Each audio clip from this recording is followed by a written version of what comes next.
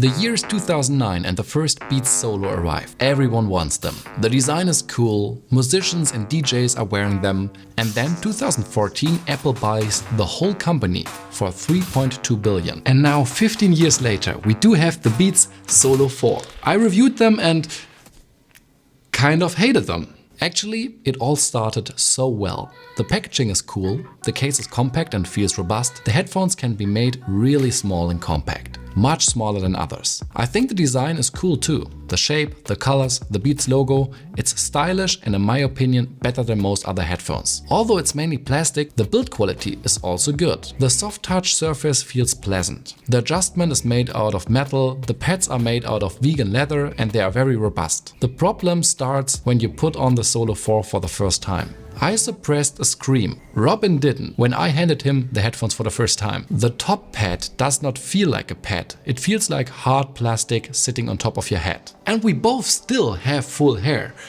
Still, but let's not talk about that today. Whoever I handed those headphones, everyone felt like they were unpleasant on their head. Mostly because they use a lot of pressure to press onto your ears. That's because they don't sit around your ears, they sit on top of your ears. They are on ears and not over ears. I personally don't mind it as much as every other person I handed them, and I was pleasantly surprised on how well they dampen ambient noise. The Solo 4 are officially not waterproof. You should be careful with sweat and rain, and there is a control behind the left Beats logo. You can play, pause, skip tracks, and you can change the volume. One really annoying thing is that they don't have wear detection, so when you put them aside, the music keeps playing. This is a standard feature on every other headphone. Till this point, I could have been forgiving because I think they are still quite good. But there are two major problems with these headphones, and I will talk about them in just a second. Because before I want to say something quite negative,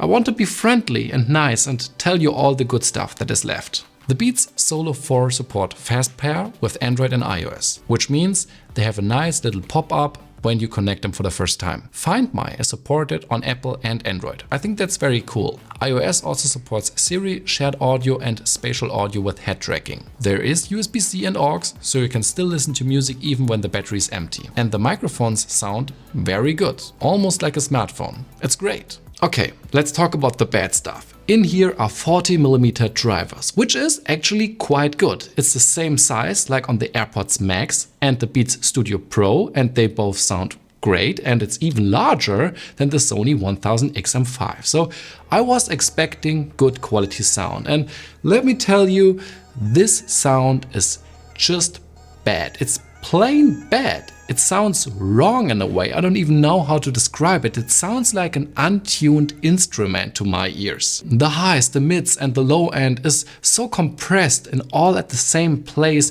They do not sound nice and spacious. They sound very tinny. And even the bass, it's not even that strong. And the highs, they do distort quite a bit when you listen to music at a high volume. To put it blunt, these sound wrong. And I say that as someone that is audiophile, but even every other person I handed them to was kind of unhappy. And we did not listen to Beethoven. I focused on pop, rap, hip-hop and house, which is supposed to be Beats' strength. The Beats Studio Pro sound much better. How can the same company sell two so different headphones just months apart? And don't even let me start with the Sony 1000XM5s. They run laps around the Beats and they cost only 70 euros more, and they do have active noise cancellation.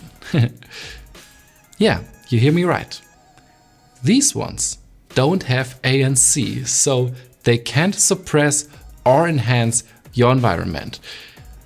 Wow, that's just strange for a headphone with a release date of 2024 to not have noise cancellation or transparency mode. Okay, there are all the good things. The design, the size, 50 hours of battery life, and they are compatible with iOS and Android. But then there's the bad stuff.